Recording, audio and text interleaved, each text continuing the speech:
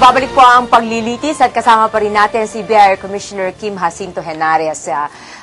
Commissioner Henares, no, of course, all of us were so curious about the amounts in the income tax. Bakit hindi nyo masabi, when there is a trial ongoing already, bakit hindi pwedeng i-reveal yung figures doon so that the people will find out, kaya ko bang bumili ng La Vista property? Kaya ko bang bumili nitong ibang mga condominiums? Well, kasi ho, sabi ko nga, yung Section 71 and Section 270 ho ng tax code, no? Na dapat confidential ho yun, no? Although, na-mark ho as evidence, no?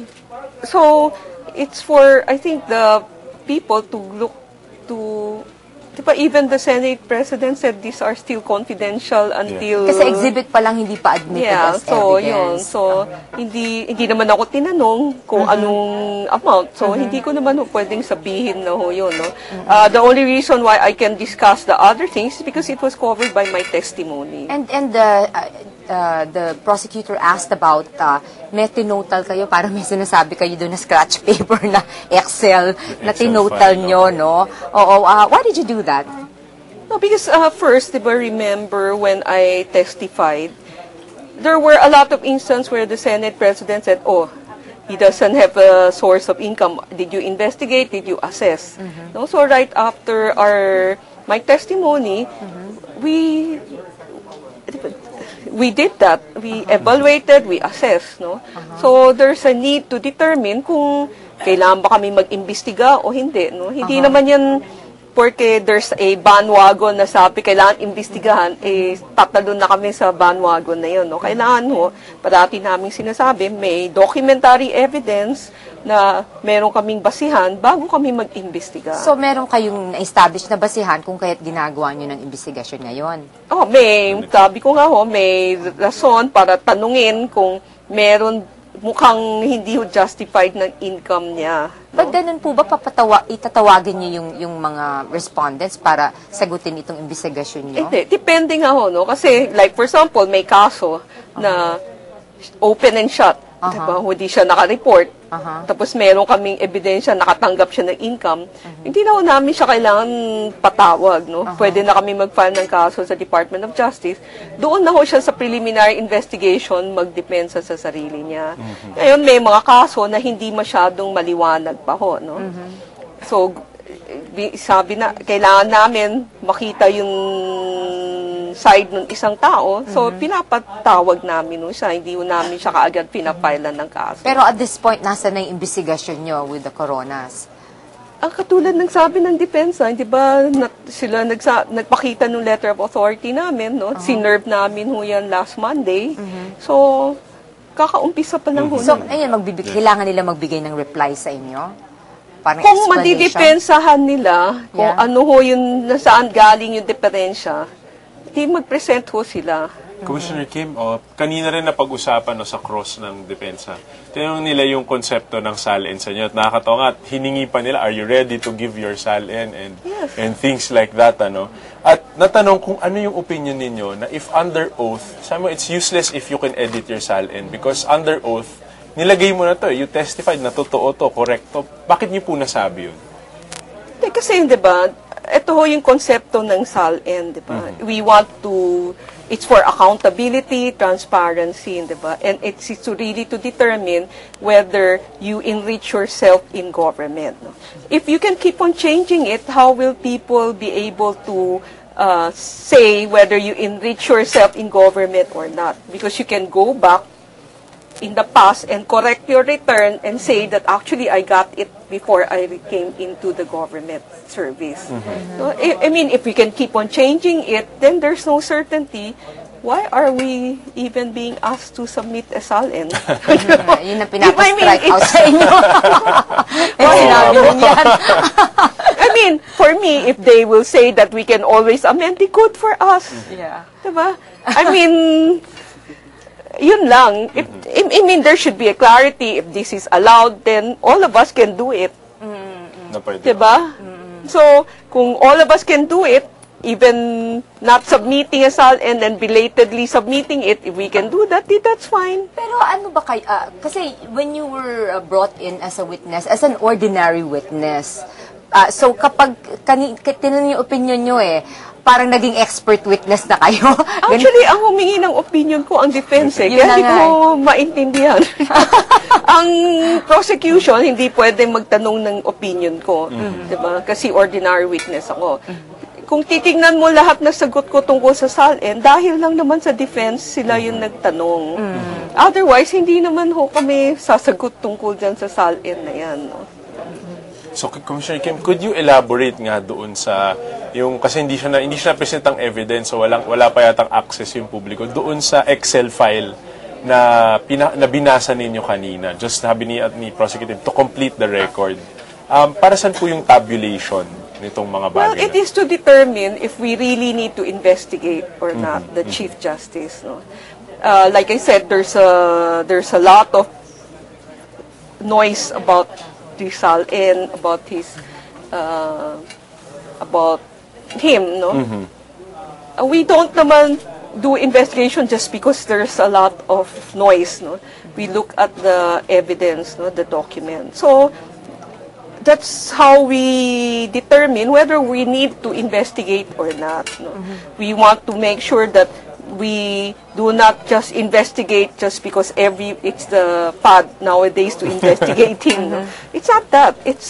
We looked at, is there a need or not? So do we have to make a worksheet at parang it's a trial balance, the difference between net worth and net worth in a certain period? Is there a difference that cannot be explained?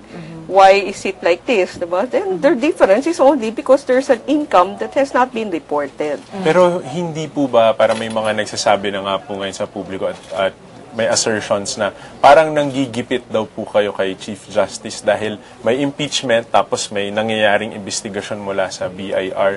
Ano pong masasabi ninyo dito? Alam mo, ganito lang naman yan. No? Kung wala kaming ginawa, pupulaan rin kami. May ginawa kami, pupulaan rin kami. Ang importante lang naman, kung may nakita kaming diferensya, gawin namin yung dapat namin gawin. No? Where whoever that person is, whatever is going on around us, it doesn't matter. What we are doing is just implementing the tax code. No? If there's an evidence, there's a need for us to investigate, we will do that. We are here not to please anyone. We are here to collect the right You did revenue. not get any order from any higher up to investigate? No. No? Did this out of yung duty nyo lang, ganon? Because there is already proof, no? Yeah. So we have to, in another sense, this is also good for Chief Justice Corona, no? It allows him to explain the difference. No? Our investigation basically allows him to explain the difference, where he got it, how he got it, diba? Pero ma'am, siguro maganda na i-walk through nyo po yung publiko dito sa mga complaints ito. Kasi meron pati po yata sa website nyo, pwede po mag-post diba, ng mga anonymous complaints on sa tax. Ano po yung proseso kadalasan para maintindihan ng karaniwang tao sa mga ganyan? Well, nakakatanggap kami ng information either through my email address, kim.jacinto-henares@bir.gov.ph. In our call center, 981-8888.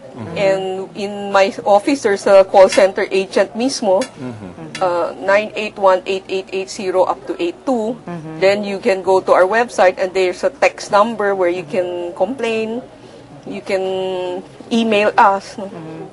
So, bukas daw yung bukas daw yung prosecution na imbestigahan nila ng BIR. Para sa akin, ibig ko sabihin, wala naman kaming pakialam kung sino man yon. No?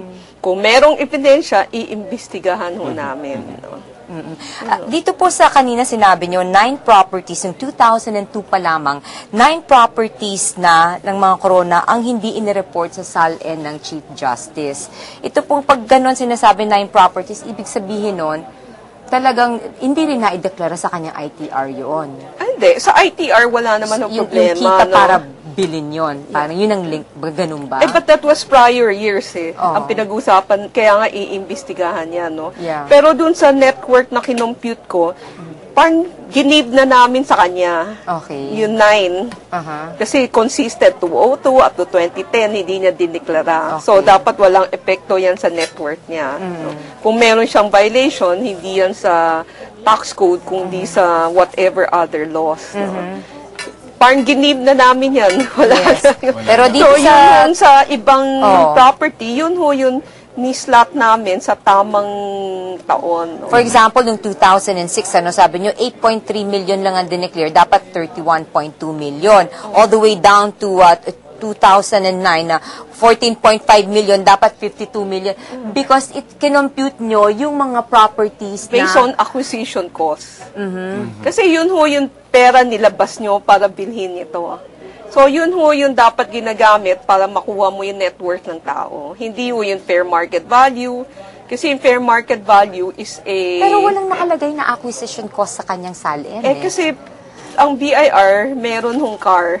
No, Certificate Authorizing Registration. Nandun ho yung deed Doon of yung sale. binase. Makikita mo ho kung ano ho yung acquisition cost. Okay, so- Maraming salamat po, Thank you very Commissioner much. Kim Henares. It's been a privilege. We've had you for the second time. Yes, thank you very much. Maraming salamat, Commissioner Henares. Thank you. Okay, that was Commissioner Kim Henares of the Bureau of Internal Revenue. Magbabalik po tayo, huwag po kayo alis.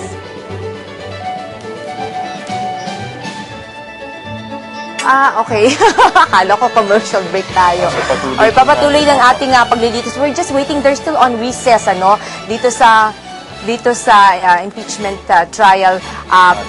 Pakinggan muna natin itong mga panayam sa mga ating kababayan tungkol dito sa impeachment trial. Kasi yung gusto lang namin malaman yung lumabas na yung katotohanan. Para hindi na mag-isip-isip ang mga tao kung ano yung totoo. Di ba? Sobrang yaman. Saan mga nanggaling yun? Siyempre, hindi naman mga tanga na yung mga tao ngayon eh. Alam na namin lahat yun eh. Tahimik lang dahil sa mahirap, di ba? Tahimik lang mga mahihirap. Pero yung iniisip namin, ganun. Lumabas na lang yung katotohanan. Hindi naman kami pwedeng magsalita ng kung ano-ano. Kasi siyempre, mahirap lang kami. Malilit na tao kami. Yun lang. Sana ang resulta po maging madali na yung katotohanan lang ang lalabas na hindi naman lagi na lang tumatagal tapos nadadagdagan ang yung mga salita nila tapos parang pinapaikot-ikot lang naman yung mga sa tungkol sa impeachment na yun para humaba. Gusto mabilisan na lang na desisyon, tapos mabilisan din na aksyon na rin para, siyempre, di ba sabi ni Presidente Noy, dapat sumunod tayo sa tuwid na daan para gagayahin din tayo ng mga malilit na tao. Lalo na yung mga kabataan natin ngayon, di ho ba? Yung mga tuwid na na lang para maging mapayapa naman yung bansa natin. Ayan po, nakita natin ang ating mga kababayan nagsasalita. Nakita natin yung mga kuro-kuro ng taong bayan at siguro ibalik natin yung katanungan kay Carl. Carl, nasabi kanina ng prosecution na nagkakaroon na po yata ng mga smear campaign sa mga miyembro ng kanilang team kanina. At syempre, sa depensa rin, may mga ganong klaseng bagay. Ano kaya yung nagiging epekto nito sa publiko kapag napapag-usapan o nalalabas yung ganitong klaseng mga material? Minsan po nakakapikon na po kasi ang hirap po ma-determine kung ano yung katotohanan or kung sino yung paniniwalaan. So, tanggap naman po natin na meron talagang magsismear campaign. I mean, alam naman po ng publiko yun na meron talagang ganun pag may mga ganitong bagay na pinag-uusapan. Pero sana mas ma-focus lang sa paglilitis yung mga balita or yung mga pag-uusapan. Kasi nadadivert yung attention. Dito pa nga lang po, nakakahilo na yung mga pinag-uusapan po natin. Paano pa kaya kung dagdagan pa ng mga issue na labas naman sa paglilitis? Yung mga na ito? kasi ini-issue nila ngayon, sinasabi nila ito daw si Neil Tupas, tinanggal na as head ng prosecution team, maliban pa dyan, meron sila kanya question na may pinapagawa daw siyang bahay na 50 million, na parang nga nakaka-divert ng attention. Alam mo naman yung ilang mga tao parang they thrive on chismis. Kasi hindi pa naman na-prove yung gano'n. And apparently, they have denied na tinanggal nila si Congressman Neil Tupas as head of the prosecution team, no?